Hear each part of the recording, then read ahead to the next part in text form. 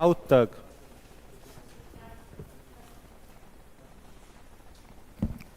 जितना पढ़ा था उतना रिवाइज किया है।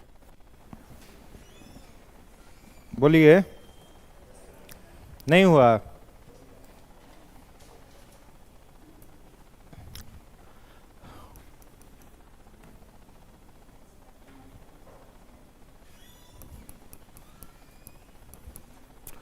माउथ या फिर इसे कहते हैं मुख गुहा। ठीक है, कल के क्लास में हम लोग न्यूट्रिशन पढ़े थे। न्यूट्रिशन में प्लांट में न्यूट्रिशन और अमीबा में पैरामीशियम में, प्लांट अमीबा और पैरामीशियम, इन तीनों में न्यूट्रिशन पढ़े थे। बताओ प्लांट का रिजर्व फूड मटेरियल क्या होता है? हैं? फंजाई का क्या होता है? ग्लाइकोजेन। जंतुओं का क्या होता है? जंतुओं का ग्लाइकोजेन। प्लांट का सेल वाल किसका बना होता है? सेलुलोज का। फंजाई का सेल वाल काइटिन का। बैक्टीरिया का सेल वाल पेप्टिडोग्लाइकेन का। सेल, हम लोकोमोटरी ऑर्गन थोड़े पूछ रहे हैं, सेल वाल पूछ रहे थे ना। ठीक है, अमीबा में न्यूट्रिशन कौन से मेथड से होगा? अमीबा में न्यूट्रिशन सिम्बायोटिक। क्या होगा? सिम्बायोटिक। लीच में कौन सा होगा? जोक में? पढ़े नहीं है आप लोग। जोक में क्या होगा बताओ? पैरासाइटिक। क्या होगा? पैरासाइटिक। लाइस में क्या होगा? जू में पैरासाइटिक। मच्छर में क्या होगा? पैरासाइटिक। मिथेनोजेन बैक्टीरिया में क्या होगा? मिथेनोजेन बैक्टीरिया सेप्रोफाइटिक। मशरूम में क्या होगा? सेप्रोफाइटिक। मेढक में क्या होगा? सिम्बायोटिक। मनुष्य में क्या होगा? सिम्बायोटिक। पौधों में क्या होगा? मारेंगे ना, सिम्बायोटिक होगा। पौधा में फोटो ऑटोट्रॉफिक। क्या होगा? Photo autotrophic. Blue green algae में क्या होगा? Photo autotrophic. ठीक है, सल्फर बैक्टीरिया में कीमो ऑटोट्रॉफिक। सल्फर बैक्टीरिया में कीमो ऑटोट्रॉफिक। आयरन बैक्टीरिया में कीमो ऑटोट्रॉफिक। ठीक है, तो बढ़िया से उसको याद कर लीजिएगा। प्लांट में वाटर का ट्रांसपोर्ट कौन करता है? जाइलम। जाइलम डेड होता है कि लिविंग होता है? डेड होता है। जाइलम का फ्लो यूनि डायरेक्शनल की multidirectional? Unidirectional. Glucose का ट्रांसपोर्ट कौन करता है? Heart. Phloem. Phloem. Phloem, phylum नहीं है। फ्लोएम। फ्लोएम जीवित होता है कि मृत होता है? उसमें फ्लो कैसा होगा? By directional, द्विदिशीय। फ्लोएम के किस पार्ट में न्यूक्लियस नहीं होता है? चालनी नलिका, सीब ट्यूब में नहीं होता है। ठीक है, प्लांट में वाटर को लीफ में एब्जॉर्ब कौन करता है? एस्टोमाटा। एस्टोमाटा का सेल वाल, एस्टोमाटा का वाल किसका बना होता है? गार्ड सेल का बना हुआ होता है। ठीक है, प्लांट प्रोकैरियोटिक है कि यूकैरियोटिक? यूकैरियोटिक। ठीक है, मल्टी सेलुलर की यूनिसेलुलर? सबसे छोटा पौधा का नाम?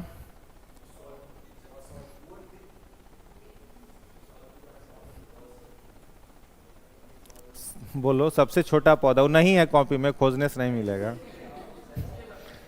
सबसे छोटा पौधा का नाम? हाँ, सबसे छोटा पौधा है एसिटा बुलेरिया। ठीक है, सबसे छोटा पौधा कौन सा है? एसिटा बुलेरिया। ठीक है, और सबसे लंबा पौधा पूछा जाए तो? सिकोवा या यूकेलिप्टस। सिकोवा भी कहते हैं या यूकेलिप्टस। ये क्या है? सबसे लंबा पौधा है।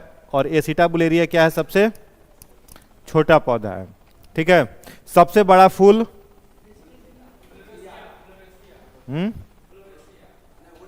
सबसे बड़ा फूल रेफ्लेक्सिया। सबसे बड़ा फूल रेफ्लेक्सिया। और सबसे छोटा फूल वुल्फिया। सबसे छोटा फूल वुल्फिया, सबसे बड़ा फूल रेफ्लेक्सिया। ठीक है, आगे बढ़ा जाए। अभी ह्यूमन डाइजेस्टिव सिस्टम पिछले दिन शुरू किए थे हम लोग, तो ह्यूमन डाइजेस्टिव सिस्टम में क्या बताए थे, ह्यूमन का डाइजेस्टिव सिस्टम का ही नाम एलिमेंट्री कैनाल है, उसका लंबाई 30 फीट या फिर 9 मीटर होता है, ठीक है, लंबाई कितना होगा 30 फीट या 9 मीटर। ह्यूमन डाइजेस्टिव सिस्टम के कौन कौन से भाग होते हैं, तो सबका नाम लिखवाए थे कल, माउथ होता है, ईसोफेगस होता है, stomach, small intestine, large intestine, और फिर क्या होता है डाइजेस्टिव ग्लैंड। डाइजेस्टिव ग्लैंड में क्या क्या लिखवाए थे, salivary gland, gastric gland, liver, pancreas, intestinal gland, ठीक है।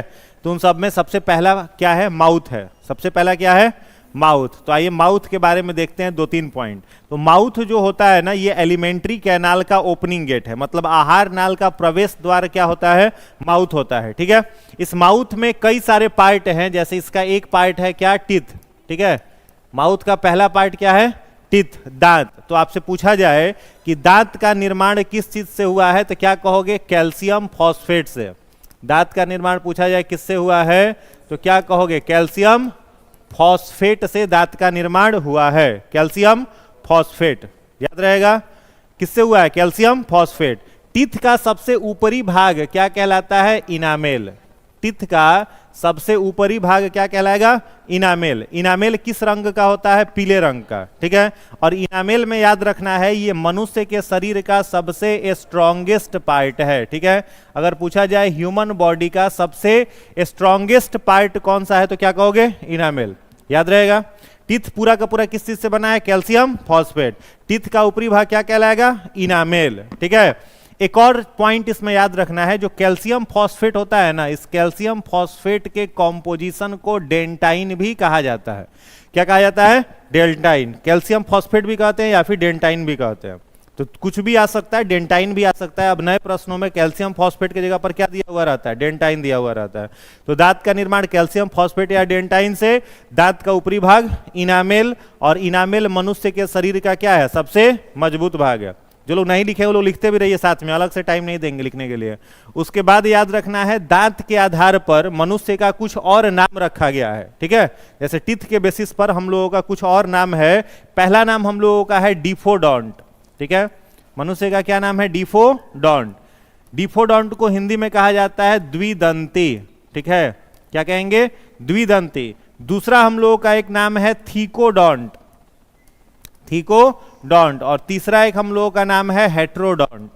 यानी on the basis of teeth humans are called diphyodont, thecodont and heterodont. Diphyodont का क्या मतलब है, डिफोडोंट का मतलब है कि मनुष्य के पूरे जीवन काल में दांत कितना बार आता है, 2 बार।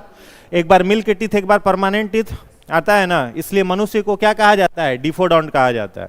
थीकोडोंट का क्या मतलब है, हम लोगों का जो भी दांत है वो सब किसके साथ जुड़ा हुआ है, जबड़ा के साथ, जौ के साथ जुड़ा हुआ है। तो जिन जंतुओं का दांत जबड़ा से जुड़ा हुआ है उन सारे जंतुओं को थीकोडोंट कहेंगे, ठीक है। तो दांत 2 बार आता है, डिफोडोंट दांत जबड़े के साथ जुड़ा हुआ है इसलिए थीकोडोंट। और हेट्रोडोंट किस लिए कहा जाता है, हेट्रोडोंट को हिंदी में कहते हैं विषम दंती। तो हम लोगों के मुख में जितने दांत हैं सब एक जैसे हैं कि अलग अलग हैं, अलग अलग है। इंसीजर है, केनाइन है, प्रीमोलर है, मोलर है, 4 प्रकार के दांत हैं, इसलिए हम लोग का एक नाम और क्या है, हेट्रोडोंट। तो दांत के आधार पर कितने नाम, 3 नाम। डिफोडोंट क्यों, दांत 2 बार आता है। थीकोडोंट क्यों, दांत जबड़े से जुड़ा हुआ है। हेट्रोडोंट क्यों, दांत के अलग अलग प्रकार हैं। बात आई समझ में। अब पूछा जाए कि दांतों का संख्या निकालने के लिए आपके पास क्या तरीका है, तो आप कहोगे कि अगर दांतों की संख्या निकालना है तो हम लोग प्रयोग में लाते हैं डेंटल फॉर्मूला। क्या यूज करेंगे, डेंटल फॉर्मूला। हिंदी में इसको कहते हैं दंत सूत्र, दंत सूत्र, ठीक है। तो पूछा जाए अगर आपसे कि बताओ जो मिल्क टीथ होता है उसका संख्या आपको काउंट करके बताना है, तो मिल्क टीथ की टोटल संख्या मनुष्यों में कितनी होती है, 20। अब इसका पूछा जाए आपसे कि मिल्क टीथ का डेंटल फॉर्मूला क्या है, तो 2102 बाई 2102 इंटू 2102 इंटू 2, ठीक है। ये डेंटल फॉर्मूला हम लोगों का है, मिल्क टीथ का है। अब दांत के प्रकार कौन कौन से हैं, पहला है इंसीजर, पहला है इंसीजर, दूसरा है केनाइन, फिर है प्रीमोलर या मोलर कर लो पहले, मोलर, और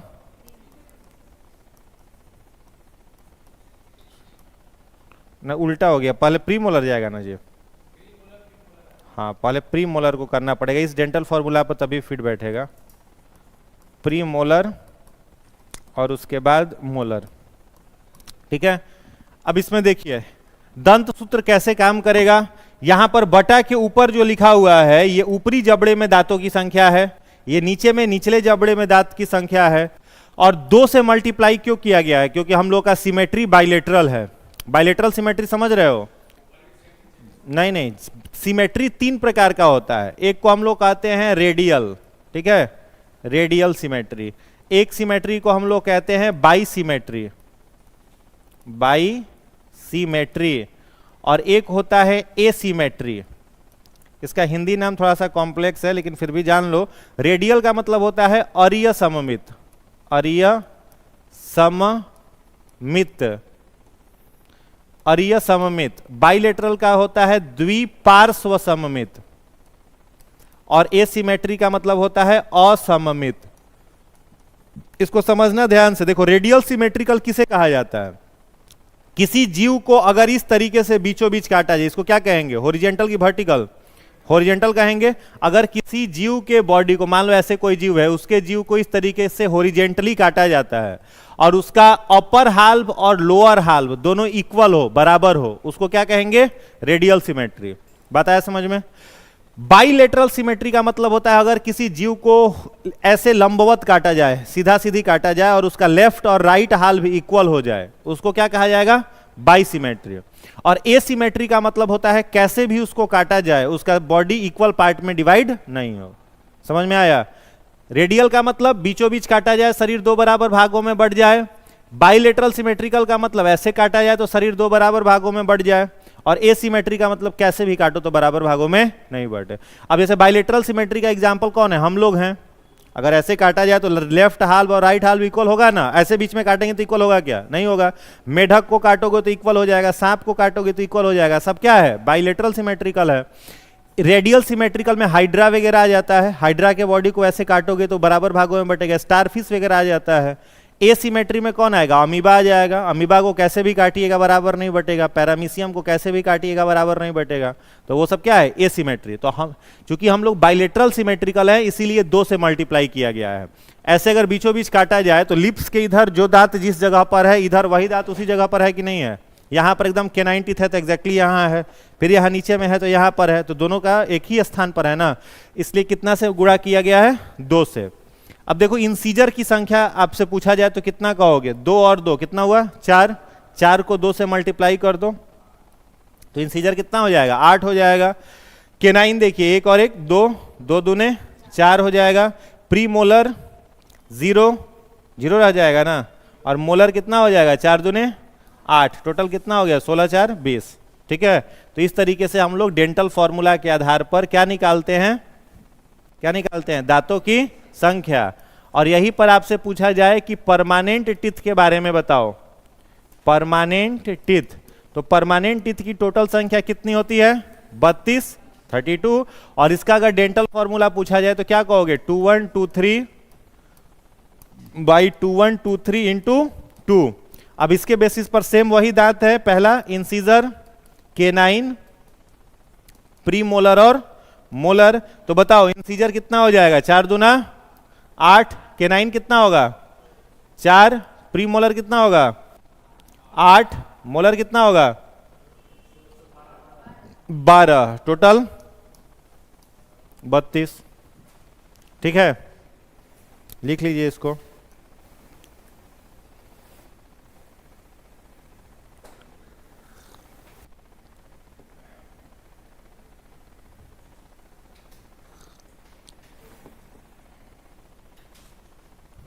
हो गया? कोई दिक्कत?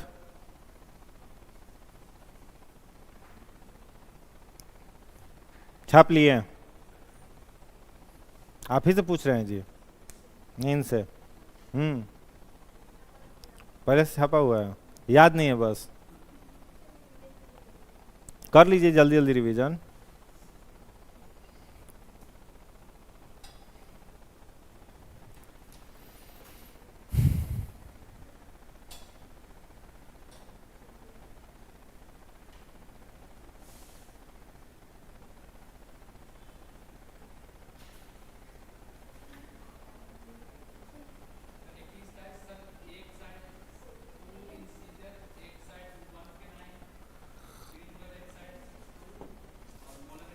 एक साइड नहीं, ऐसे मानिए ना, ये हो गया आपका कौन सा इंसीजर, ये एक हो गया केनाइन, ये हो गया दो प्री मोलर और ये हो गया मोलर।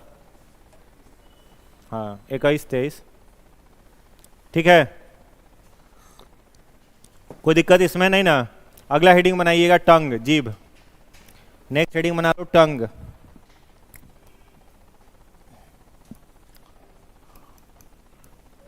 टंग देखिएगा, पहला पॉइंट, इसके ऊपर 25 से 30 हजार स्वाद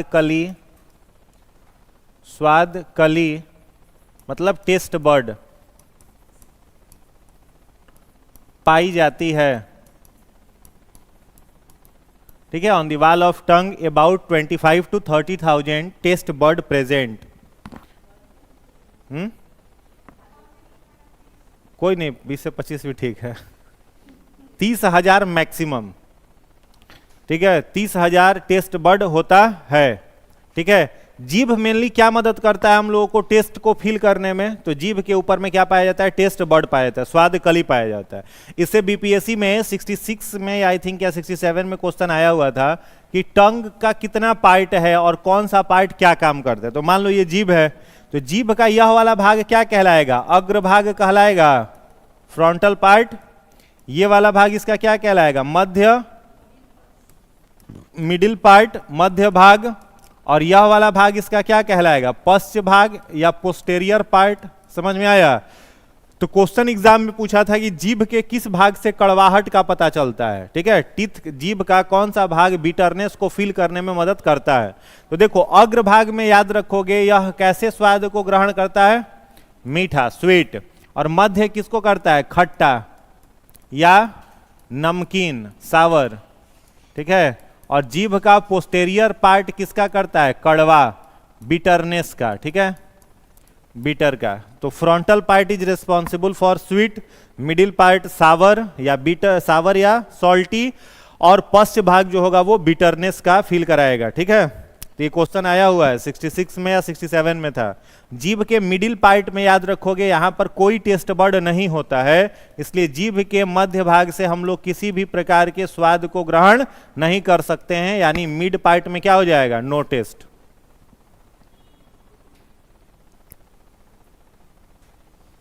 मिड पार्ट में क्या होगा, नो टेस्ट, कोई स्वाद नहीं होगा। क्लियर है। चलो आगे लिखना, जीभ ऐसे लिखना, मुख गुहा में 3 जोड़ी लार ग्रंथि पाई जाती है, ठीक है। मुख गुहा में कितनी लार ग्रंथि पाई जाएगी, 3 जोड़ी, 3 pairs salivary gland present in oral cavity या बक्कल कैविटी। पहली लार ग्रंथि कौन सी है, पैरोटिड, पैरोटिड। दूसरी कौन सी है, सबलिंगुअल, सबलिंगुअल। और तीसरा लार ग्रंथि है सब मैंडीबुलर, ठीक है। 3 पेयर लार ग्रंथि हम लोगों के माउथ में है, पैरोटिड, सबलिंगुअल और सब मैंडीबुलर।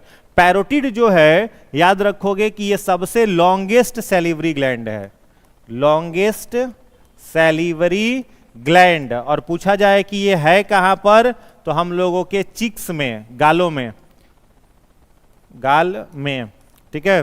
दूसरा है सबलिंगुअल, सबलिंगुअल कहां पर है, तो जीभ के नीचे, बिलो दी टंग। और सब मैंडीबुलर कहां पर है, तो ऊपरी जबड़े के नीचे, बिलो द अपर जॉ। ये 3 जोड़ी लार ग्रंथियां मतलब 6 सैलिवरी ग्लैंड माउथ में है हम लोगों के। पैरोटिड है, सबलिंगुअल है और सब मैंडीबुलर। सबसे लंबी लार ग्रंथि कौन सी है, पैरोटिड।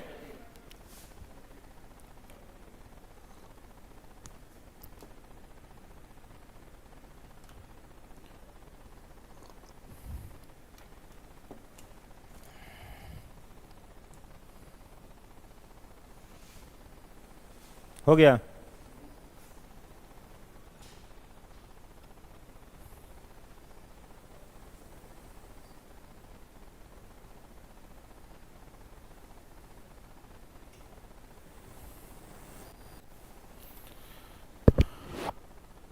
पैरोटिड जो है वो जीभ के नीचे से शुरू होकर के यहाँ से गाल के अंदर अंदर जाकर के कान तक गया हुआ है, कान के नीचे तक, दोनों साइड चिक्स में।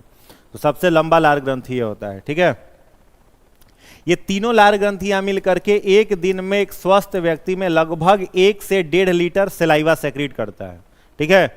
एक स्वस्थ व्यक्ति में कितना सलाइवा बनता है? 1 से 1.5 लीटर। तो ये तीनों मिल करके तैयार करता है, क्लियर ना। चलिए आगे एक पॉइंट लिखिएगा, अगला पॉइंट लिखिएगा। लार एक तरल अम्लीय पदार्थ है, लार एक तरल अम्लीय पदार्थ है,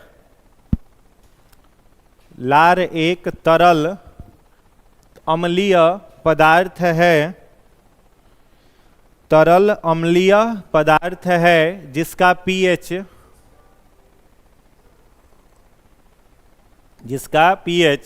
6.5 से 6.8 6.5 से 6.8 6.5 से 6.8 तक होता है, ठीक है। सलाइवा कैसा होता है हम लोगों का? एसिडिक। पीएच कितना? 6.5 से 6.8 के बीच में वेरी करता है, ठीक है। अगला पॉइंट लिखिएगा। लार में टायलिन, PTYLIN, पी साइलेंट है यहां, टायलिन या सैलिवरी एमाइलेज, टाइलिन या सैलिवरी एमाइलेज इंजाइम पाया जाता है, इंजाइम पाया जाता है। टाइलिन या सैलिवरी एमाइलेज इंजाइम पाया जाता है जो स्टार्च का पाचन करता है, जो स्टार्च का पाचन करता है।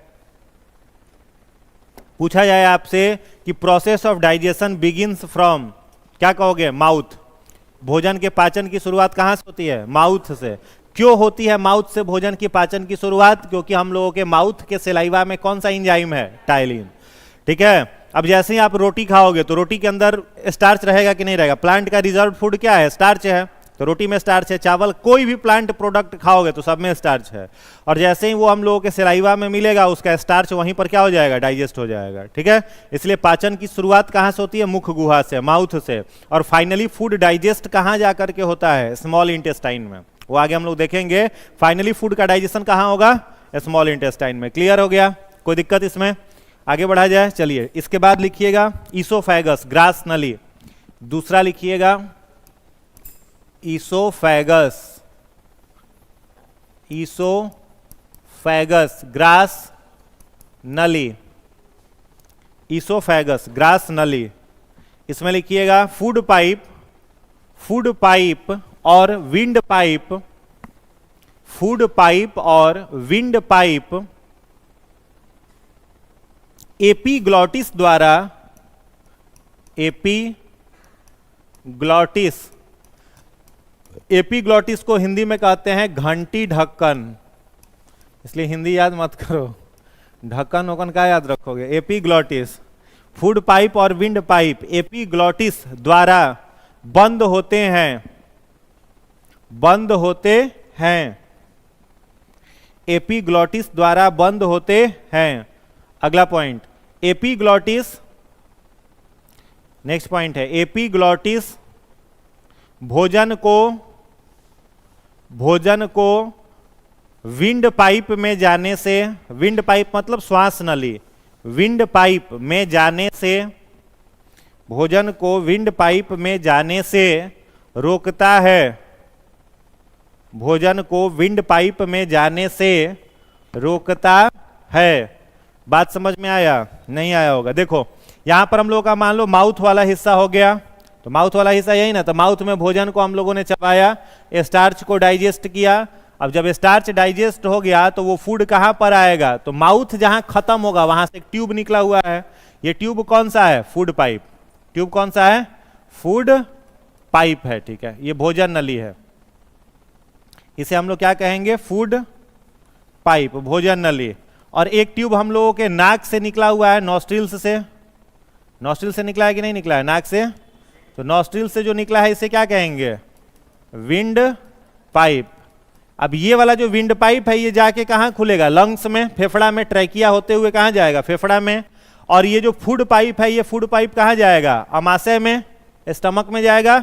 और स्टमक कहाँ आ जाएगा? स्मॉल इंटेस्टाइन में आएगा। समझ में आ रहा है? अब यहां पर क्या होता है, एक सिंगल कैप होता है जिससे फूड पाइप और विंड पाइप दोनों बंद है। एक इस तरीके का ढक्कन होता है जिससे फूड पाइप और विंड पाइप दोनों बंद है। इस ढक्कन को कहा जाता है एपीग्लॉटिस। और इस एपीग्लॉटिस का कंट्रोल हम लोगों का ब्रेन करता है। और ब्रेन का कौन सा भाग करता है? मेडुला ऑब्लेंगाटा। कौन करेगा? मेडुला ऑब्लेंगाटा हम लोगों के हिंड ब्रेन का पार्ट होता है, वही इस एपीग्लॉटिस को क्या करता है? नियंत्रित करता है।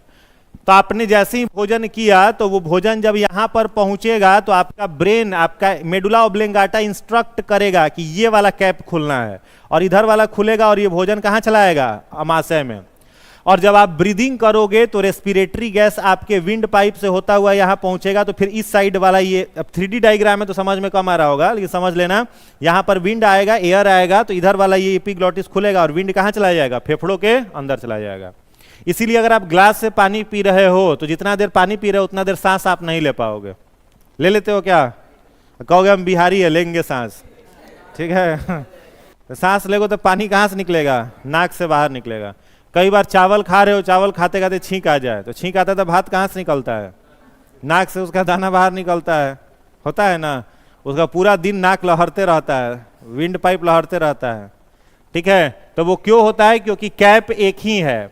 खाते समय सरक जाता है, तो सरकता है तो हम लोग कहते हैं कोई याद कर रहा होगा, तो कोई याद नहीं कर रहा होता, हम लोग किसी को याद कर रहे होते, इसलिए सरकता है। हम लोग किसी को याद कर रहे हैं तब ना हम लोग का मेडुला बिजी हो गया है। क्या मेडुला बिजी हो गया किसी और काम में, कुछ और सोच रहा है ये, और आप खाना खा रहे हो। यहां पर जब भोजन आया तो भोजन पूछ रहा है कि भाई इधर वाला खुले कि इधर वाला खुले। अभी डायरेक्शन है इसको नहीं बता रहा था, गलती से इधर वाला खुल गया तो भात कहाँ जा रहा है? फेफड़ा में। अब फेफड़ा कहेगा कि यहाँ तो हवा आना है, तुम कहाँ आ रहे हो? तो फेफड़ा यहीं से इसको कंप्रेस कर करके डायफ्राम से फेंक देगा बाहर, और डायफ्राम से बाहर फेंकेगा तो ये नाक के थ्रू निकल जाएगा। समझ में आया? तो फूड पाइप और विंड पाइप जिस ढक्कन द्वारा बंद है उस ढक्कन का नाम एपीग्लॉटिस है। और एपीग्लॉटिस को नियंत्रित करने का काम कौन करता है? ब्रेन। और ब्रेन का कौन सा भाग करता है? मेडुला ऑब्लेंगाटा करता है। क्लियर हो गया? और ये जो गला वाला पूरा भाग है ना, ये विंड पाइप का, ये जो फूड पाइप है, फूड पाइप और ईसोफेगस एक ही है, अलग अलग नहीं है, ठीक है। बोटेनिक बायोलॉजी में उसको ईसोफेगस कहा जाता है, सिंपल भाषा में हम लोग इसको फूड पाइप भी कह सकते हैं, ठीक है। भोजन नली। कोई दिक्कत? अगला हेडिंग बनाओ स्टमक। नेक्स्ट हेडिंग बना लो स्टमक। अमाशय, थोड़ा तेजी में पढ़ा रहे हैं, जल्दी जल्दी खत्म करना है, ठीक है। स्टमक, अमाशय। अमाशय में लिखिएगा, अगर पूछा जाए स्टमक का आपसे कि लेंथ कितना होता है, लंबाई, तो लेंथ में याद रखना कितना? 10 इंच। और विड्थ पूछा जाए तो 3 से 4 इंच, ठीक है। स्टमक का लंबाई लगभग 10 इंच और विड्थ पूछा जाए तो लगभग 4 इंच इसका होता है, ठीक है। इसका अगर पूछा जाए आपसे कि शेप, आकार कैसा होता है, तो कहोगे कि जे शेप्ड होता है। देखने में कैसा दिखेगा? जे शेप्ड का दिखाई देगा। इसमें अगर आपसे पूछा जाए कि अमाशय में, स्टमक में कौन सी ग्रंथि, ग्रंथि माने ग्लैंड, कौन सी ग्रंथि पाई जाती है, तो कहोगे जठर ग्रंथि। कौन सी ग्रंथि मिलेगी? जठर ग्रंथि मिलेगी। जठर ग्रंथि को गैस्ट्रिक ग्लैंड कहा जाता है, ठीक है, समझ गए। और यदि पूछा जाए कि गैस्ट्रिक ग्लैंड क्या बनाएगा, तो याद रखोगे गैस्ट्रिक ग्लैंड बनाएगा गैस्ट्रिक जूस, जिसे हिंदी में जठर रस कहा जाता है। क्या कहेंगे? जठर रस। तो गैस्ट्रिक ग्लैंड पूछा जाए कौन सा जूस बनाएगा, तो गैस्ट्रिक जूस। कोई दिक्कत? जठर ग्रंथि कौन सा रस बनाएगा? जठर रस। हो गया? गैस्ट्रिक जूस, हाँ, जठर रस बनाएगा। और यदि पूछा जाए कि ये जठर रस में क्या क्या पाया जाता है, जैसे आप घर में शरबत बनाएंगे, तो शरबत बनाएंगे तो उसमें कई सारा मटेरियल रहेगा, नींबू रहेगा, चीनी रहेगा, पानी रहेगा, और भी अगर कुछ रसना उसना मिला हो वो सब रहेगा। तो वैसे ही यहाँ पर अगर गैस्ट्रिक जूस है तो गैस्ट्रिक जूस में मुख्य रूप से 3 चीज पाया जाता है। एक पाया जाता है क्या? HCl। दूसरा क्या पाया जाता है? Pepsinogen, pepsinogen. और तीसरा इसमें क्या पाया जाता है, म्यूकस।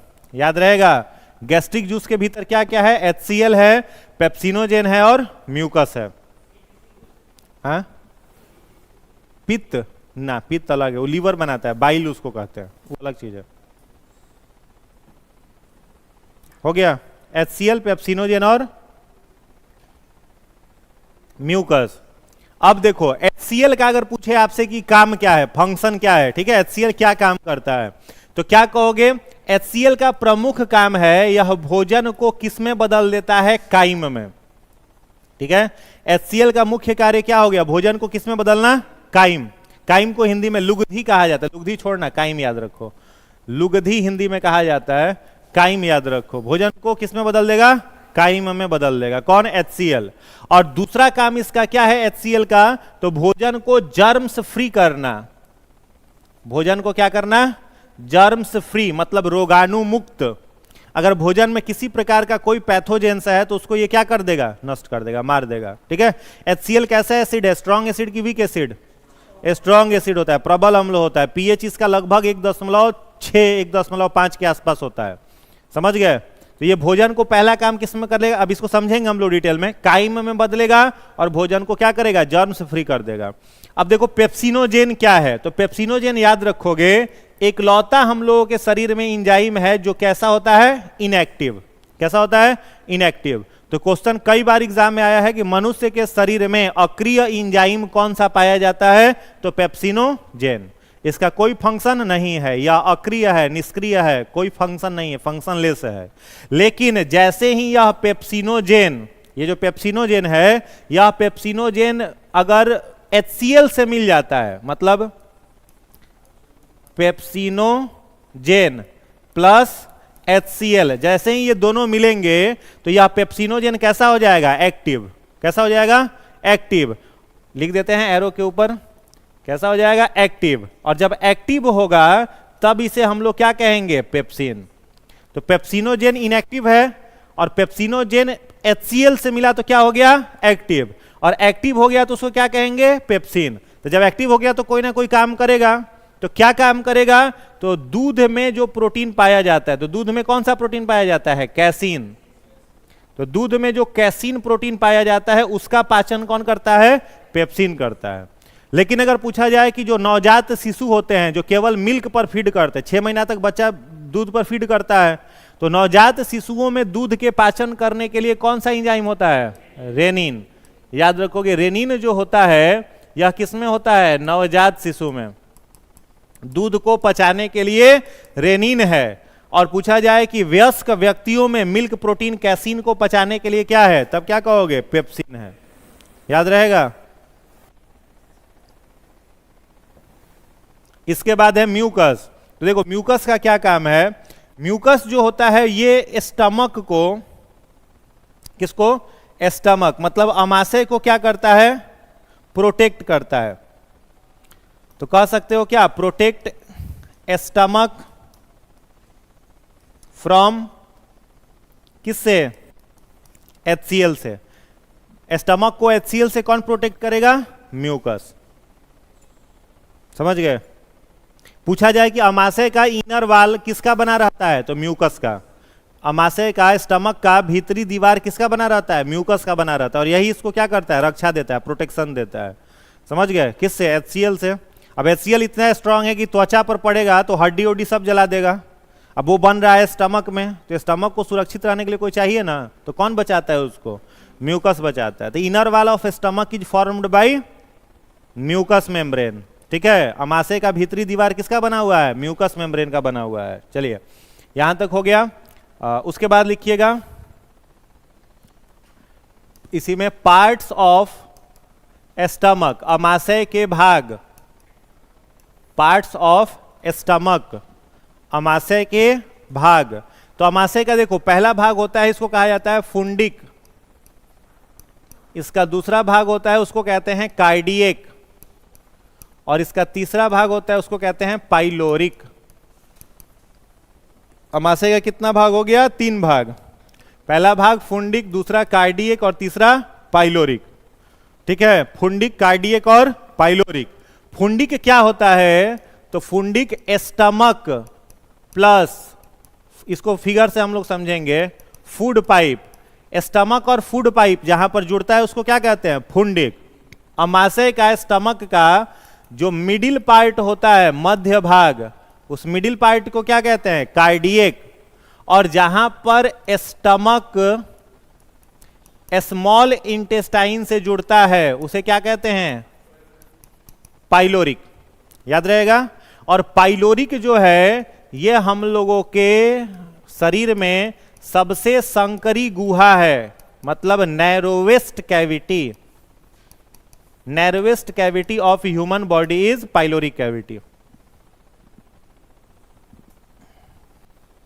ह्यूमन बॉडी का सबसे नैरोवेस्ट कैविटी कौन सा है, पाइलोरिक कैविटी है।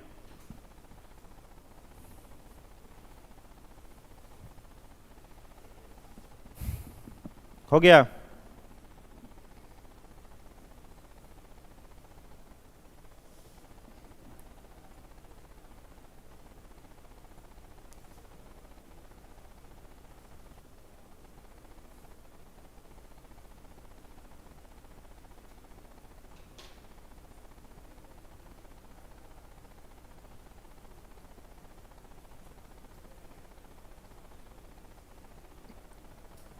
इसको फिगर से समझ लो। देखो यहां पर मान लो ये हो गया ईसोफेगस हम लोगों का, ठीक है, ये फूड पाइप हो गया ना। फूड पाइप किस में खुलेगा, स्टमक में। स्टमक किस में खुलेगा, स्मॉल इंटेस्टाइन में, ठीक है। तो ये स्टमक का और ईसोफेगस का ज्वाइंट है ना, तो स्टमक का और ईसोफेगस का ज्वाइंट, इसको क्या कहोगे बोलो, इसको क्या कहेंगे, फुंडिक। स्टमक का ये मिडिल पार्ट है, इसको क्या कहेंगे, कार्डियक। और स्टमक और स्मॉल इंटेस्टाइन जहां जुड़ रहा है इसको क्या कहेंगे, पाइलोरिक। समझ में आया। अब ये जो पाइलोरिक वाला पार्ट है ये सबसे पतला कैविटी होता है, सबसे पतली गुहा होती है। कई बार आपको कहा जाता है भोजन करते समय पानी नहीं पीने के लिए, कहते हैं लोग ना, खाना खा रहे हो तुरंत पानी मत पीते रहो, या खाना खाने के कम से कम आधे घंटे तक पानी मत पियो। क्यों कहा जाता है, अब इस अमाशय में, स्टमक में जब फूड आएगा तो कितने घंटे तक रहता है, लगभग 4 घंटा, ठीक है। अब खाना खाने के साथ आप पानी अगर पी रहे हैं तो भूख हम लोगों को कब लगता है, जब हम लोगों का स्टमक HCl बनाता है तब हम लोगों को क्या लगता है, भूख लगता है। तो स्टमक HCl बना रहा है और आप पानी पी रहे हैं, तो HCl का सेक्रीशन का रेट क्या हो जाएगा, घट जाएगा, ठीक है। अब यहां पर जो भोजन आया, इस भोजन में गैस्ट्रिक जूस क्या काम करेगा, इस भोजन में क्या मिल जाएगा, सबसे पहले HCl। तो HCl इस भोजन को एकदम लेई जैसा पतला कर देगा 4 घंटा में, बहुत ही ज्यादा क्या करेगा, पतला करेगा। क्यों पतला करेगा, क्योंकि इस भोजन को लास्ट में कहां से उतरना है, पाइलोरिक कैविटी से। तो थोड़ा भी फूड यदि यहाँ कॉम्प्लेक्स रह जाए, जटिल रह जाए, तो वो भोजन पाइलोरिक कैविटी से निकलेगा, पास ही नहीं हो पाएगा। तो HCl इस भोजन को क्या करेगा, क्या करेगा, किस रूप में बदल देगा, किस रूप में बदल देगा, काइम में, काइम। तो फूड जब HCl से मिलता है तो उस फूड को हम लोग काइम कहते हैं, और वही काइम पाइलोरिक कैविटी से होता हुआ छोटी आंत के भीतर प्रवेश करता है। समझ गए। दूसरा काम क्या करेगा, अगर इस भोजन के अंदर कोई बैक्टीरिया वगैरह है उसको भी HCl क्या करेगा, नष्ट कर देगा। उसमें अगर कोई दूध वाला प्रोटीन है, कैसीन है, तो उसको भी यहां पर क्या करेगा, पचा देगा। अब स्टमक का जो ये अंदर का पूरा भाग है, इनर पार्ट, यह सब किसका बना रहता है, म्यूकस का। तो म्यूकस के कारण क्या होगा, ये HCl इस स्टमक के कांटेक्ट में नहीं आएगा, नहीं आएगा तो स्टमक बचा रहेगा। और कई बार भूख लगता है और हम लोग भोजन नहीं करते हैं, HCl बन रहा है तो भूख लगा, भूख लगा, आप खाना नहीं खा रहे हो, तो खाना नहीं खा रहे हो तब क्या होता है, जब खाना नहीं खाओगे लंबा समय तक, तब क्या होगा, ये म्यूकस का परत धीरे धीरे टूटना शुरू हो जाता है। HCl म्यूकस के परत को क्या करेगा, तोड़ देगा। और HCl जब म्यूकस के परत को तोड़ देगा तो इतना दूर तक का तो म्यूकस खत्म हो गया। अब HCl क्या करेगा, इतना दूर के अमाशय को डैमेज कर देगा, और इतना दूर क्या बना देगा, गड्ढा गड्ढा जैसा संरचना बनाने लगेगा। इसको स्टमक का कैंसर कहा जाता है, या फिर पेप्टिक अल्सर कहा जाता है, पेप्टिक अल्सर। चिक्स में, गाल में जो कैंसर होता है ना, उसको अल्सर कहते हैं। गाल के कैंसर को क्या कहते हैं, अल्सर। जैसे कई लोगों का मुंह पक जाता है, जीभ, ओठ ओठ में छाला पड़ जाता है ना सफेद रंग का, या फिर जीभ में पड़ जाता है, उसको क्या कहा जाता है, अल्सर कहा जाता है। तो उसी तरीके का अल्सर कहां पर बन जाता है, अमाशय के भीतर। तो उसको कहा जाता है पेप्टिक अल्सर। वो अल्सर कैसे बनता है? कभी भी जीभ पकेगा तो कब पकता है? जब पेट गर्म हो जाएगा। पेट गर्म हो जाएगा मतलब एसिडिटी की समस्या अधिक होगी, HCl ज़्यादा स्टमक में हो जाएगा तो जीभ पक जाएगा, ओठ पक जाएगा, तो उसको क्या कहा जाता है? Ulcer, oral ulcer, mouth ulcer कहा जाता है। उसका जो दवाई क्रीम लाओगे ना तो उस पर देखना लिखा रहता है ओरल अल्सर, और वैसा ही अल्सर बन जाता है कहाँ है? स्टमक के भीतर। ये बहुत ज़्यादा जटिल हो जाता है, इसीलिए भूख लगने पर क्या करना चाहिए? हाँ, 3 थरिया लेके बैठ जाना चाहिए। चलिए, हो गया। किसी पॉइंट में अब कोई दिक्कत नहीं होगा? नहीं है ना? बोलिए, नहीं है ना? स्टमक का लेंथ कितना? 4 इंच। विड्थ कितना? 4 इंच। बैग लाइक स्ट्रक्चर है इसमें। कितना, अब सोचो इतना छोटा है, और कई को खाने वाले लोग होते हैं खूब हुमच के खाने वाले। अब सोचो 10 इंच 4 इंच कितना ही बड़ा होगा, उसमें कितना पहुंचा देता है सब एकदम, कितना पूरा लमड़ के। छोटी याद बड़ी याद सबका जगह कौन ले लेता होगा? स्टमक ले लेता होगा। बाकी छोटी याद बड़ी याद और सिकुड़ जाता होगा, है कि नहीं? एगो मेरा दोस्त है, वो मिथिला क्षेत्र का है थोड़ा सा, तो मेरे सामने हम देखे थे उसको। एक बार आया था घर से तो 300 पीस रसगुल्ला खाया था, समझ गए? 300 पीस। हम कहे कि इतना खा के तुम रख कहाँ लिया? कहा कि हम अपने यहाँ के छोटे एग्जाम्पल है, ऐसे ऐसे हमारे यहाँ कुछ लोग हैं जो 500-500 पीस रसगुल्ला खा जाते हैं। मिथिलांचल से है में है आप लोग को, इसमें मिथिला क्षेत्र से है ना? सही बात है ना जी? उधर बहुत लोग दरभंगा वगैरह साइड में या फिर और भी मिथिला क्षेत्र में बहुत सारे लोग ऐसे होते हैं जो 500-500 पीस रसगुल्ला, हाँ हाँ, वो लोग रसगुल्ला चम्मच से नहीं निकालता है, अपना जेसीबी घुसाएगा, मैंने हाथ जेसीबी की तरह घुसाएगा, और उसमें जितना पीस रसगुल्ला उठ जाए थाली में, पत्तल में। अब सोचो 500 पीस रसगुल्ला स्टमक में जा रहा है, मतलब इंसान मुंह खोलेगा तो यहाँ रसगुल्ले ना दिखेगा, एकदम एक एक रसगुल्ला बैठते जाएगा। सोचो कितना फैलता होगा स्टमक, ठीक है? 10 इंच कितना ज्यादा फ्लेक्सिबल है, 10 इंच 4 इंच का है। 500 पीस रसगुल्ला, उसके बाद एक नदिया दही, उस पर से दही भी चलता है। एक नदिया दही मतलब कम से कम 10-12 किलो। कितना गला देगा HCl? 4 घंटा के बाद ना गलाएगा जी, अब वो आधा घंटा में खींच देगा 500 पीस। वो कैसे एडजस्ट करता है वो अलग बात है, वही तो इस शोध का विषय है, इस पर रिसर्च होना चाहिए। अब बूढ़े बूढ़े लोग भी खींच देते हैं 500-500 पीस, जवान तो खैर अलग है क्या। और उसके बाद दही, चिवड़ा, बुनिया, सब्जी सब एडजस्ट उसी में, एक में सान गया। उधर का वो जो मेरा दोस्त था वो कह रहा था कि हमारे तरफ जैसे पात में बैठ के सब लोग खा रहे हैं, तो जैसे आप मना करोगे ना कि अब हमको नहीं चाहिए तो जबरदस्ती देगा, ठीक है? उतना प्रेम से लोग खिलाता है। मैंने कमजोर लीवर का आदमी पहुंच जाए तो उसका लीवरेज चौक कर जाएगा, वहीं पर खाते में मर जाएगा वो, ठीक है? तो वहाँ जो जाए वो मजबूत रहना चाहिए भीतर से, वही वहाँ एग्जिस्ट कर पाएगा। तो कह रहा था कि अगर मना करोगे तो और देगा, उसके अनुसार आपका पेट कब भर गया है तो उसका कुछ पैरामीटर डिसाइड है। मतलब इसके पत्तल से रसगुल्ला का रस बह के सामने वाले के पत्तल से टकराए तब हो गया कि पेट भरा है इसका। जब तक फ्लो नहीं कर रहा है तब तक पेट नहीं भरा है। हमको आपको दिया है तो क्या पीस, खूब एकदम खूब हिम्मती हो तो 10 पीस बहुत है। तुम्हारा कैसे हो जाए? तुम तो पंडित जी है लग रहा है। तुम बहुत है कहाँ कर रहे हो? ओरिजिनल पंडित जी हैं तब तो 500 पीस चलना चाहिए ना। तो बहुत ज्यादा इसमें स्टमक, खैर इस पर शोध वाला चीज है, छोड़ो। क्या होता है तरीका बताइए, हम लोग भी प्रयोग करेंगे। अच्छा भाई एक बात बताओ, रसवा निकाल दोगे तो तब वो 500 पीस खा लोगे? हम रस निकाल के खिलाएंगे अभी तुमको। बोलो, अगर आप मिथिला के होंगे तब नहीं आपके लिए है। हाँ?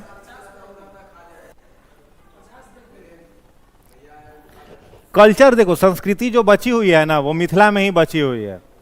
संस्कृति जो बचा करके रखे हैं, उधर शादी ब्याह में जाओगे तो खूब अधिक सम्मान वगैरह मिलता है। समझ गए? नहीं वैसे नहीं होता है। जैसे मिथिला वगैरह में जाओगे ना शादी ब्याह में तो खूब लोग इज्जत सत्कार करते हैं, बैठा करके एकदम क्या रहता है, माथा पर पग पहनाया जाता है ना, वो लाल रंग का जो रहता है, वो पगड़ी नहीं उसको बोलते, पग कहता है, कुछ पाग बोलता रहता है, तो वो पहनाया जाता है। और ऐसे नहीं कि जैसे उधर बुफे सिस्टम बहुत कम होता है, एकदम बढ़िया से बैठा करके सिस्टमेटिक खिलाया जाता है। बुफे सिस्टम में खिलाना मतलब लोग कहते हैं कि अपमान कर रहा है, इंसल्ट कर रहा है, थरिया लेके घूम रहा है, तो कितना खराब लगता है। तो बैठा करके एकदम इज्जत से जब खिलाया जाएगा, आपको दो चार लोग घूमते रहेगा आपके आसपास, एकदम देखते रहेगा कि पत्तल में कुछ कम तो नहीं हो रहा है। तो मतलब कल्चर संस्कृति वो लोग बचा करके रखे हैं। निरीक्षण, उसका काम है निरीक्षण करते रहना, ओवरडोज खिला के भेजना। हाँ, पत्तल में अगर छूट गया तो गलियाएगा वो अलग छूटना नहीं चाहिए, जितना डोज दे दिया वो खा लेना है। इसलिए यदि आप जाएं तो पहले फास्टिंग वोस्टिंग करके, देह बरियार करके, या फिर कम से कम डाइजेशन का दवा वगैरह ले करके जाएं, ठीक है। इनो वगैरह पहले से बैग में ले करके जाइए, हजमोला फेल हो जाएगा, तो मजबूत दवा लेना पड़ेगा। चलो, स्मॉल इंटेस्टाइन। स्मॉल इंटेस्टाइन का लेंथ पूछा जाए तो क्या कहोगे, कितना लंबाई होगा? लेंथ देखो, कई बुक में 6.8 लिखा रहता है और कई जगह 7.4 भी लिखा रहता है, लेकिन एनसीईआरटी लिखा है कितना, 6.8, ठीक है। तो इसका लंबाई याद रखिएगा, छोटी आंत का 6.8 होता है। स्मॉल इंटेस्टाइन का अगर पार्ट पूछा जाए कि कितने भागों में इसे बांटा जा सकता है, तो 3 भागों में बांटा जा सकता है। पहला भाग होता है ड्यूडेनम। ड्यूडेनम को ग्रहणी भी कहा जाता है, ग्रहणी, ग्रहणी। इसमें क्या होता है तो याद रखना है आपको कि इसमें काइम जो है ना, वो काइम ट्रांसफॉर्म हो जाता है किसमें, काइल में। और काइल क्या होता है, एल्कली मीडियम, भोजन की क्षारीय अवस्था, एल्कलाइन मीडियम होता है। दूसरा भाग इसका होता है जेजुनम। जेजुनम, जेजुनम में फूड का पार्शियली डाइजेशन होता है, आंशिक पाचन, आंशिक पाचन, पार्शियली डाइजेशन। और तीसरा इसका पार्ट होता है इलियम। इलियम याद रखना है, यह छोटी आंत का सबसे लंबा भाग होता है, लॉन्गेस्ट पार्ट होता है, ठीक है। और यहां भोजन का क्या होता है, संपूर्ण पाचन, कंप्लीट डाइजेशन।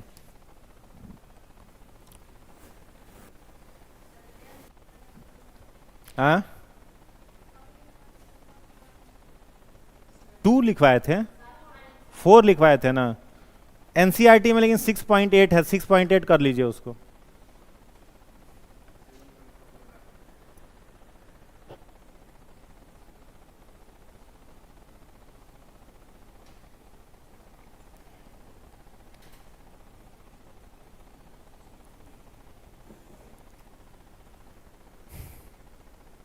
हो गया,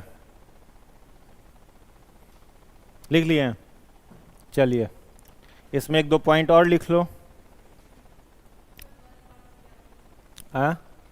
फर्स्ट पार्ट में बोले हैं कि ड्यूडेनम में काइम जो होता है वह काइम किस में बदल जाता है, काइल में। काइम का रूपांतरण, रूपांतरण, ट्रांसफॉर्मेशन काइल में हो जाता है। और काइम कैसा था, एसिडिक था ना, HCl मिल रहा था, तो काइम कैसा था, एसिडिक। तो काइम किस में बदल गया, काइल में। और काइल कैसा होता है, एल्कलाइन होता है। एल्कलाइन माने बेसिक, क्षारीय।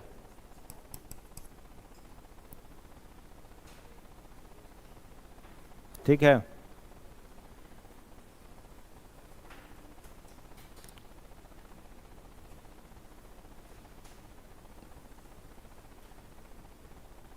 नोट में एक पॉइंट लिखिएगा, लिखिएगा इलियम में, इलियम में, इलियम में माइक्रोविलाई,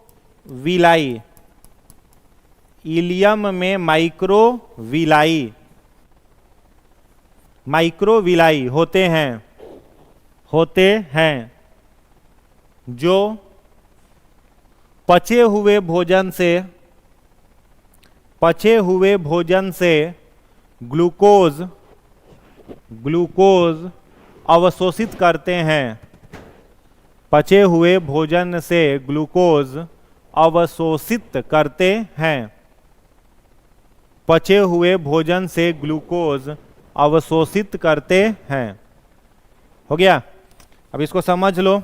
देखो, मान लो ये आपका ग्रास नली हो गया, ग्रास नली अमाशय में, अमाशय कहाँ जाएगा? छोटी आंत में, ठीक है। और छोटी आंत कहाँ जाएगा? बड़ी आंत में। इसको बढ़िया से समझ लो। देखिए पहला पार्ट जो है छोटी आंत का, इसको क्या कहेंगे? ड्यूडेनम। दूसरा पार्ट को जेजुनम और तीसरा पार्ट को इलियम। तो यहां पर जो भोजन है वह किस रूप में है? काइम। नॉर्मली समझो कि काइम का पीएच कितना होगा? लगभग 1.8। HCl से मिला है तो वही ना पीएच होगा, जो HCl का पीएच होगा। अब ये काइम, स्टमक तो बच जा रहा था क्योंकि स्टमक का इनर वाल म्यूकस का बना हुआ है, ठीक है। लेकिन ड्यूडेनम में म्यूकस है क्या? नहीं है। तो काइम अगर डायरेक्ट ड्यूडेनम में आ गया तो ड्यूडेनम जल जाएगा कि नहीं जल जाएगा?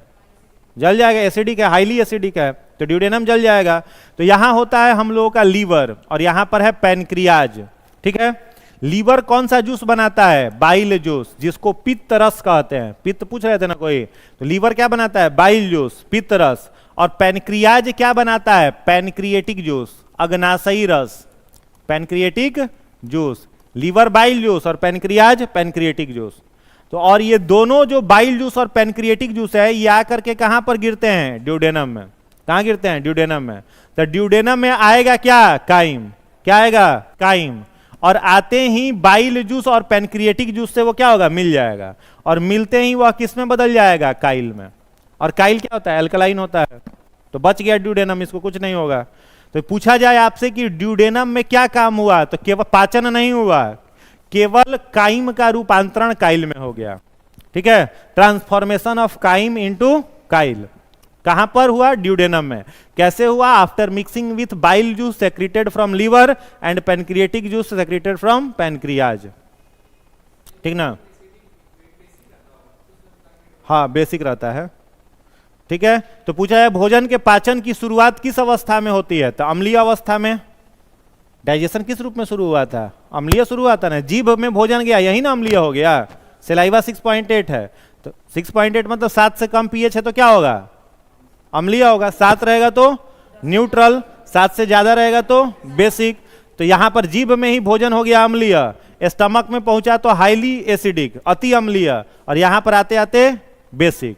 तो भोजन के पाचन की शुरुआत अम्लीय अवस्था में, और फाइनली फूड डाइजेस्ट किस अवस्था में होगा? क्षारीय अवस्था में, ठीक है, बेसिक होगा। अब यहां पर क्या पहुंचेगा? ये काइल कहां पहुंचेगा? जेजुनम में। तो जेजुनम में आएगा तो यहां पर इसका पार्शियली डाइजेशन, पूरा नहीं पचेगा। सबसे लंबा भाग कौन है? इलियम। और जब इलियम में यहां पर भोजन आया तो संपूर्ण पाचन हो गया, फूड जो है वो कंप्लीट डाइजेस्ट हो गया। कहां आकर के? इलियम में। और यहां इलियम में ही ढेर सारे इस तरीके के छोटे छोटे हेयर लाइक स्ट्रक्चर होते हैं, हजारों करोड़ों की संख्या में, बाल जैसी संरचना, जिसमें छोटे छोटे पोर्स होते हैं, छिद्र होते हैं। इन्हें कहा जाता है माइक्रोविलाई। तो जो भी भोजन यहां पर पहुंचा था इलियम में वो डाइजेस्ट हुआ। तो भोजन डाइजेस्ट हुआ तो क्या बना? ग्लूकोज।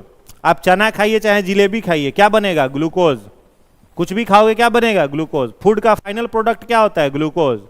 तो यहां पर जो ग्लूकोज बना वो ग्लूकोज कौन एब्जॉर्ब कर लेगा? माइक्रोविलाई, ठीक है। माइक्रोविलाई क्या करेगा? ग्लूकोज को एब्जॉर्ब कर लेगा, और ग्लूकोज को एब्जॉर्ब करके माइक्रोविलाई क्या करेगा? उस ग्लूकोज को ब्लड में मिला देगा। कहां मिला देगा?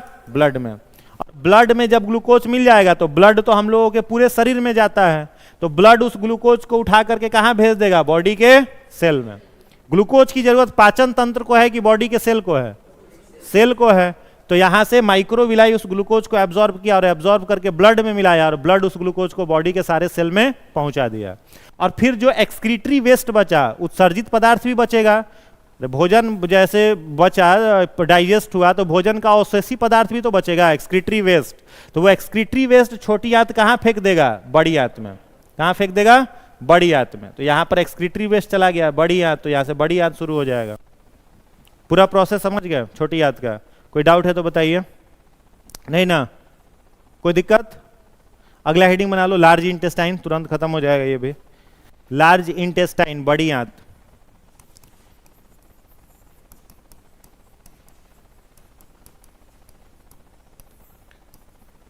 लार्ज इंटेस्टाइन,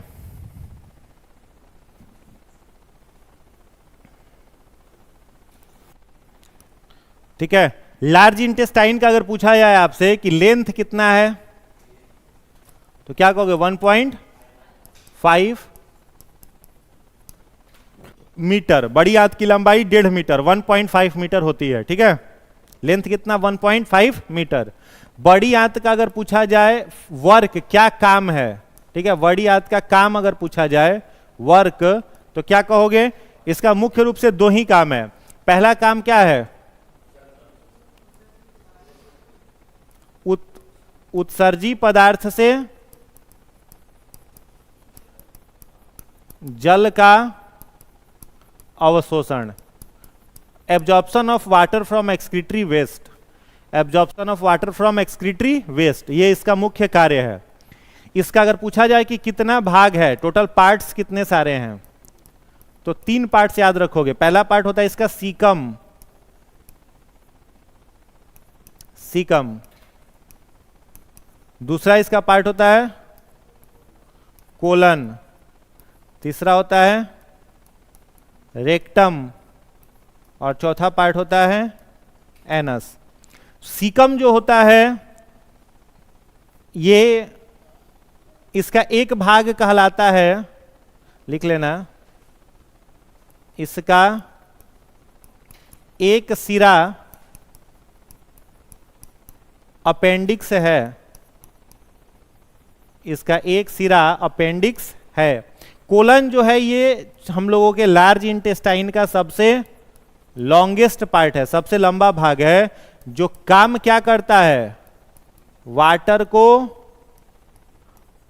एब्जॉर्ब करता है। रेक्टम में क्या होता है?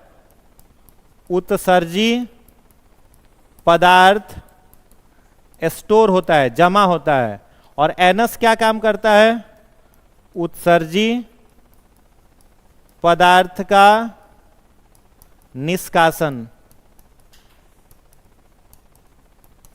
Removal of excretory waste.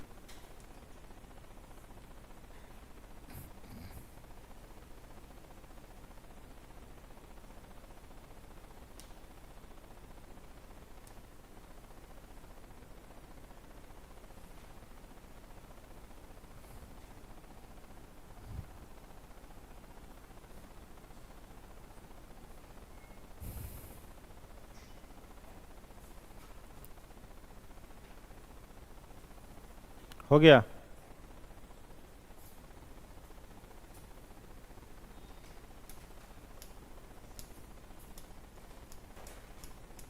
लिख लिए?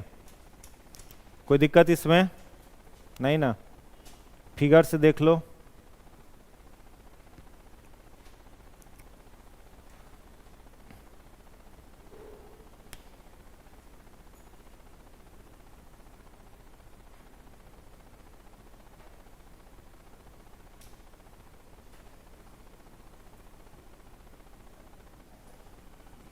इसको फिगर से देख लीजिए, ये इसमें तो क्लियर नहीं हो रहा होगा।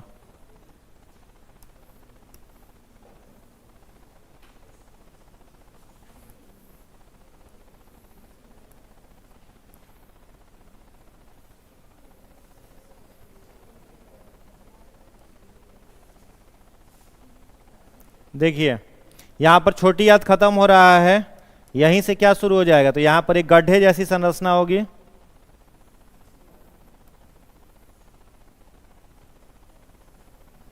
और ये वाला पूरा हिस्सा क्या हो गया? बड़ी आंत का, लार्ज इंटेस्टाइन का, ठीक है। अब देखो जहां पर ये छोटी आंत और बड़ी आंत दोनों जुड़ रहा है ना, यही भाग इसका क्या कहलाएगा? सीकम। छोटी आंत और बड़ी आंत का जुड़ा हुआ भाग क्या कहलाएगा? सीकम। और सीकम का एक किनारा यहां देखो फिंगर लाइक स्ट्रक्चर से क्लोज्ड है, इसको क्या कहा जाता है? अपेंडिक्स। और अपेंडिक्स जो होता है वो हम लोगों के बॉडी का क्या है? Vestigial organ. क्या होता है? Vestigial organ. वेस्टिजियल ऑर्गन का मतलब क्या है? अपशिष्ट अंग, जिसका बॉडी में कोई कार्य नहीं है, ठीक है। कई बारी परेशान भी कर देता है। यहां से एक्सक्रीटरी वेस्ट जो है वो कहां जाएगा? बड़ी आंत में। और कई बार एक्सक्रीटरी वेस्ट आकर के अपेंडिक्स में फंस गया, अब फंस गया तो निकलने का तो कोई रास्ता है नहीं यहाँ से, तो ये क्या होता है? अपेंडिक्स को फाड़ देता है, धीरे धीरे जमा होगा और अपेंडिक्स को क्या करेगा? फाड़ देगा। अपेंडिक्स फट जाता है तो कई बार इसका जितना टॉक्सिन है वो टॉक्सिन पूरे एलिमेंट्री कैनाल में फैल जाता है, तो मौत भी हो जाती है कई बार अपेंडिक्स फटने के कारण, तो उसका सर्जरी करके हटा देना पड़ता है। तो ये अपेंडिक्स जो है वो हम लोगों के बॉडी का वेस्टिजियल ऑर्गन है, अपशिष्ट अंग है। तो यहाँ से फूड कहाँ चला गया? सीकम से कहाँ जाएगा? तो ये पूरा भाग जो है ये कोलन है, ठीक है। सीकम के बाद यहां तक का ये जो पूरा भाग है ये कोलन है। तो जैसे ही एक्सक्रीटरी वेस्ट यहां से पहुंचता इस सब में घूमेगा तो इस कोलन में क्या होगा, उस एक्सक्रीटरी वेस्ट में जो भी पानी है वह पानी यहां पर क्या हो जाएगा, एब्जॉर्ब हो जाएगा, वाटर एब्जॉर्ब हो जाएगा। और जब उत्सर्जी पदार्थ से पानी एब्जॉर्ब हो जाएगा तो वो उत्सर्जी पदार्थ यहां पर आकर के रेक्टम में जमा होगा, स्टोर होगा, ठीक है, और एनस के थ्रू बॉडी से रिमूव्ड हो जाएगा। ठीक है, चलिए तो आज इतना ही रहेगा बस पाचन तंत्र में। डाइजेस्टिव ग्लैंड बच गया, इसको हम लोग अगले क्लास में कर लेंगे, अभी इतना ही।